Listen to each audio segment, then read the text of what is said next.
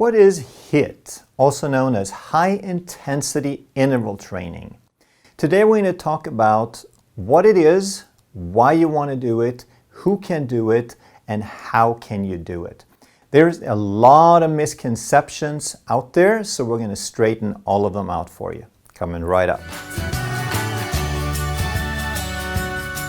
Hey, I'm Dr. Ekberg. I'm a holistic doctor and a former Olympic decathlete. And if you'd like to truly master health by understanding how the body really works, make sure you subscribe and hit that notification bell so that you don't miss anything. First of all, what is high intensity interval training? So it's not where you go to the gym and you work out really hard for 45 minutes. Even though that feels like high intensity, that is not what we're talking about. Just like the name says, it is intense, meaning you have to get up to a super high intensity. So high that you cannot sustain it for more than seconds to maybe a minute. So therefore it is short, very time-saving. If you can do it for 30 minutes, it's not high-intensity interval training. And an interval simply means that you're varying the intensity. You alternate between high intensity and lower intensity, or resting periods. So why is there all this talk about high-intensity interval training? Because when we look at the benefits of exercise and we understand what they truly are, meaning there are hormonal benefits, there are fitness benefits, there are circulation benefits, and some people believe that burning calories is also a benefit, that you get all of these benefits in less time. Hormonal benefits, that means that high intensity, that you make something called growth hormone and brain-derived neurotrophic factor, BDNF, pretty much in proportion to how intense the exercise is. So these hormones are extremely beneficial. They are muscle promoting, they are brain promoting. You cannot make new brain cells or new synapses without human growth hormone and BDNF. But with enough of those and the right nutrition and circumstances, you can actually make new brain tissue. So those are the hormonal benefits, and high intensity, again, means that you make more of these beneficial hormones in direct proportion to how intense the exercise is. That also has to do with the fitness, that the fitness is pretty much proportional to the intensity also. And you are getting circulation benefits even though the duration is shorter. And we'll talk more about that also. You can get all these benefits in much shorter time than it would take to go to the gym or go to a spin class or do aerobics 3, 4, 5, 6 days a week. The next question is, who can do this? Well, pretty much everyone. However, we have to make sure that we do it within the limits of our fitness level. So everyone can do it, but if you have a disease, if you have pain, if you are extremely unfit, then you need to be aware of your situation and you have to move forward very carefully and very gradually so that your fitness level increases and so that you're not jeopardizing your health if you have a heart condition or you have something else. So if you have a disease, then you need to consult with the doctor managing that disease before you engage in any of this. If you have pain, you have to obviously accommodate the exercises to be the ones that you can handle with that pain. And if you're unfit, then you have to move forward very slowly. And then how do you do HIIT? How do you do it correctly so that you get these hormonal benefits, so you get the fitness benefit, and that you do it within a time frame that is short and convenient? The first thing you need to know is that it's about producing lactic acid. If you exercise, if you move at a level below which you produce lactic acid, also known as aerobic, then there will be none or negligible hormonal benefits as far as growth hormone. Your body only makes growth hormone in response to a challenge. It only makes extra growth hormone in response to a challenge. So this is all about challenging the body. And when we talk about lactic acid, that means it's gonna hurt. It's gonna burn, and you need to push yourself. However, the beauty is that most people are very willing to push themselves if it's for a short time. And we're talking seconds here. So you could do this on a stationary bike. You could do it walking, jogging, running. You could do body circuits. You could do burpees. You could do a rowing machine, and we'll talk about some of those. So the activity doesn't matter so much, but the principle is as follows.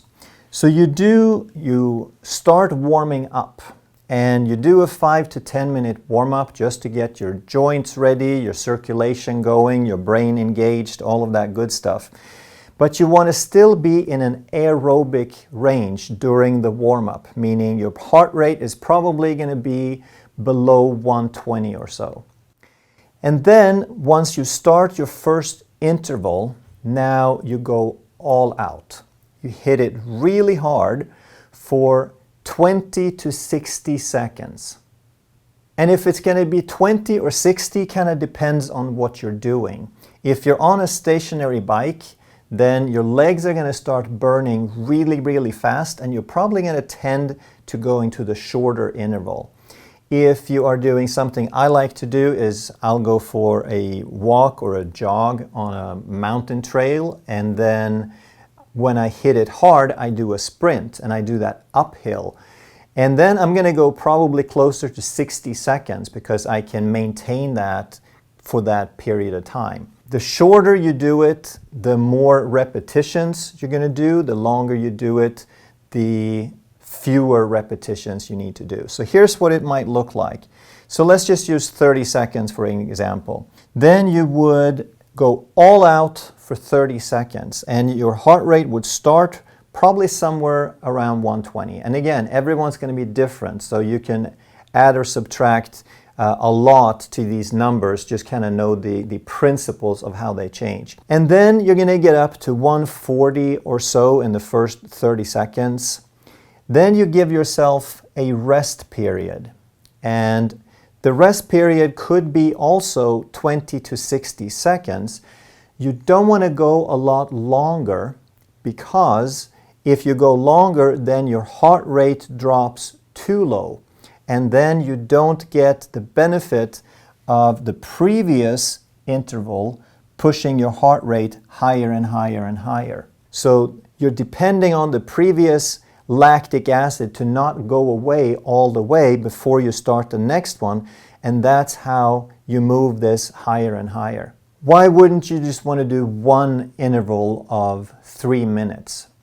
Well, you kind of could, and that would still be beneficial, but then you don't get the benefit of each period pushing the next higher. Because with each resting period, by giving yourself a little bit of time, your body is going to upregulate its circulation. It's going to open up the capillaries. It's going to upregulate enzymes and the whole machinery for oxygen utilization, for energy production. So it works a whole lot better if you do it with intervals like this.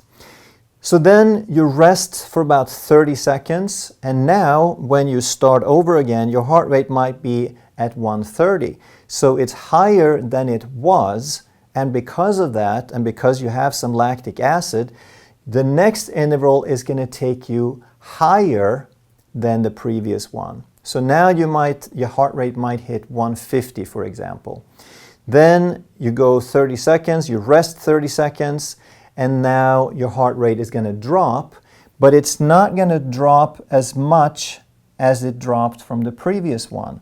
Then you hit it again, 30 seconds, all out, you might hit 160, and then you rest another 30 seconds, and you hit it one more time, and now you might have reached your maximum heart rate. So you may or may not get another increase there. Typically you might get a few more points, but it again depends on your fitness level and how hard you pushed yourself. So the goal really is only to get you up to what your maximum heart rate is. And what is that? It's different for everyone, but the rough rule of thumb is you start with a 220 and you subtract your age. So I am rounded 55 years old, so my maximum heart rate should be 220 minus 55 is about 165. If I was to hit between 160 and 165, I would be happy. I'd be done for that day. Later on, you can try to push it higher and see where your actual level is. It might be a little higher. Like I have recently gotten mine up to about 177, which is a few beats higher than I should theoretically have. But again, everyone's different, so just use that as a ballpark measure. And then you can repeat this 3 to 8 times. And it all depends on how high are you getting your heart rate, how are you feeling, and how fit are you. So in the beginning, I would probably stop after 3 or 4 intervals, especially depending on if they're longer, then I would not do too many. If you're on an exercise bike and you're just going 20 seconds, you could probably start off with 4 or 5 or 6 even. But you don't want to go more than 8 because there is no benefit. You're just breaking your body down too much. It's excessive breakdown to go too far. And this is also why you want to try to get this done in a few minutes. High interval training is not about going 15, 20, 30 minutes. That's not what we're talking about. We're talking about doing it in a way that you get all the hormonal benefits, all the health benefits, but without causing excessive stress and without spending a lot of time. So now let's talk about a few examples. So first, let's say that you've never exercised, or at least not in the last 20 years, that you are overweight, you're insulin resistant, your knees are achy sometimes, that you're basically pretty unfit. Hey, don't beat yourself up, just do something about it. So if you can walk, then do some walking. Just start there.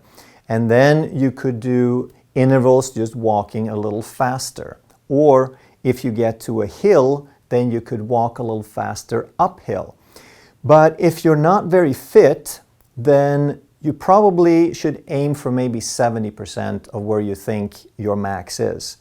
Just start conservatively, and then better be safe than sorry, and then a few days later you do it again, and then if everything feels good, if your body recovered, then you push it a little further. You still follow this pattern. You just walking, and then you walk a little faster, and then you walk a little slower, and you walk a little faster. If you're not really comfortable about walking even, if you feel a little unstable, but you have a stationary bike, that's a great place to be because you're not going anywhere, you can hold on to something, and you can do the same type of intervals here. Again, if you're unfit, don't push yourself too far. Start easy, and then you can always add to it later. Over time, then you would work your way up to 100%, but I wouldn't add maybe more than 5% per week because this is not about rushing into something. It's about developing a healthy lifestyle that you can maintain. So who cares if it takes a few months to get up to where you're getting all of the optimal benefits. If you're a little bit more fit, now you could maybe do a treadmill. If the treadmill has an incline, then you could use that for your intervals. And if you're doing something like walking on a treadmill, then I would imagine, and even with an incline, that these intervals would probably be closer to 60 seconds because it's going to take you a bit longer to get up to the top peak heart rate. Another option might be climbing stairs, especially if you have some stairs where you could hold on to something, and maybe you don't want to walk a whole lot of stairs. Maybe you just have one stair that you step up and step down while you can hold on to something. It doesn't really matter what it is. As long as you're doing something, you can always progress from there. So if you're medium fit, then maybe you could push yourself up to 80%. I wouldn't go to 100. Again, I would let that be a goal in the next couple of months. And if you are really fit, highly fit, then you could do pretty much anything that's safe within the limits for you. So you could do body circuits, you could do burpees, jumping jacks, pull-ups, you could do sprints. You could do sprints on the flat, which is much more demanding than doing sprints uphill, for example. Because doing sprints uphill, you're moving your body mass up, so takes more energy and you can't go as fast. So it's much safer. You don't have to be as fit to run uphill as you have to be to run flat.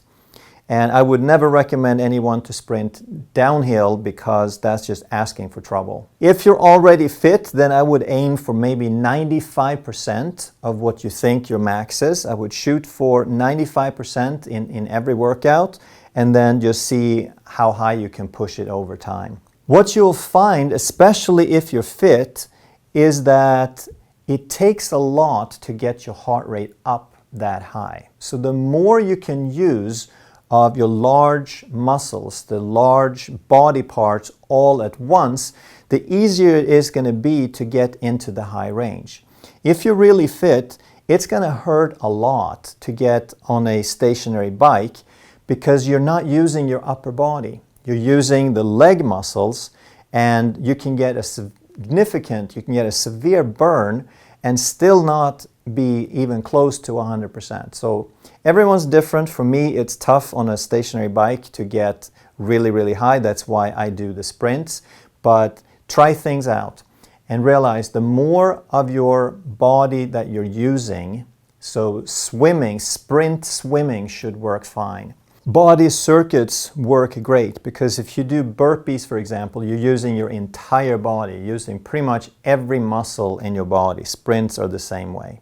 What about weights? A lot of people ask about weights. Well, they're great. And you can actually get virtually the same benefit as you do with maxing out your heart rate with maxing out on weights. But to truly get the benefits of hormones, you have to raise your systemic level of growth hormone, you have to use the large muscle groups. So pretty much the only one that would count would be squats. So if you can do squats safely, maybe in a rack, or if you can do them on a leg press machine, and you have strong knees and a strong low back, then you can go with really heavy weights and you can push yourself to where you miss the last rep. Then why does that work? Because the body makes growth hormone in response to a challenge. Why does it make growth hormone? Because it wants to build a bigger muscle so it can handle the challenge, so it can handle the abuse for next time. So if you push your body to where the body says, hey, you know, if he's going to do this again, I have to get better, then the body is going to make a lot of growth hormone. You can still get the same benefit as far as muscles with using smaller muscle groups like arms, but you're not going to recruit as large a volume of muscle and you're not going to raise the body's systemic, the total growth hormone as much. But weights are great. I highly encourage it. And again, if you do it with high intensity, then you will have more fitness than if you're just doing lots and lots of reps and going through the motions. If you do the weights though, you have to be really fit, you have to be pain-free, you have to use good form and all of that stuff. So use someone to help you with good form if you are not very used to that. Alright, so the workout itself is pretty short. You could get the whole thing done with warm-up and warm-down in 15 to 20 minutes. That's a great time saver. But how often do you need to do that?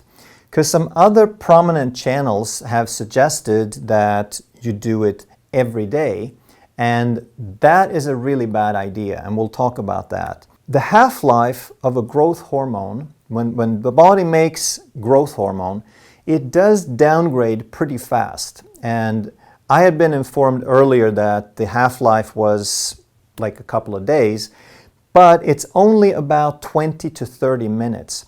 What does last are the secondary effects, and they go on for days. So what we need to understand about growth hormone is that while you sleep is the period where you release up to 85% of your growth hormone. So sleeping is one of the most important ways to make sure that you get your growth hormone release. But what they found in a study was that even though the half-life of the growth hormone was only 20 to 30 minutes, the people who did HIIT, they had improved growth hormone release during their sleep cycle.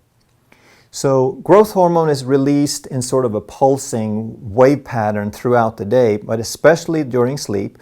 And the HIIT didn't change the pattern, but it improved the volume. So even much, much later, you got additional growth hormone release if you had done HIIT.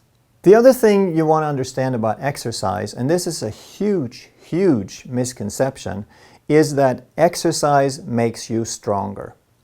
That exercise makes you feel better. This is not true. Exercise is a stress. It breaks you down. What feels good, what makes you stronger, what builds muscle, is when the body repairs the damage. Because if you challenged, if you wore the muscle down, if you broke a few fibers, you release a lot of growth hormone so that you can repair the damage. That's why you want full recovery between the days that you do the high-intensity training. Another prominent channel suggested that you do full recovery between each repetition, but that is not a good idea because then you're not benefiting from the lactic acid of the previous session pushing you higher. So you don't want full recovery between each rep, between each interval, but you do want full recovery between the days that you do this high intensity stuff because it is very strenuous. It will break down some tissue in your body and you want to give your body the time to repair it before you hit it again. So the rule is 2 days complete rest. That means that you do this no more than 2 to 3 times a week. If you're looking for health, if you're looking for these benefits, you do 2 to 3 times a week. As people get more and more busy, it's hard to find time to go to the gym and to do something for an hour or two, 4, 5, 6 days a week. But by understanding this, you can get all the benefits of exercise, the hormones, the fitness, and you can condense it into something that you can do in less than 30 minutes, 2 to 3 times a week. If you felt like you had some good understanding from this video, then I bet you're going to love that one. Thank you so much for watching, and I'll see you next time.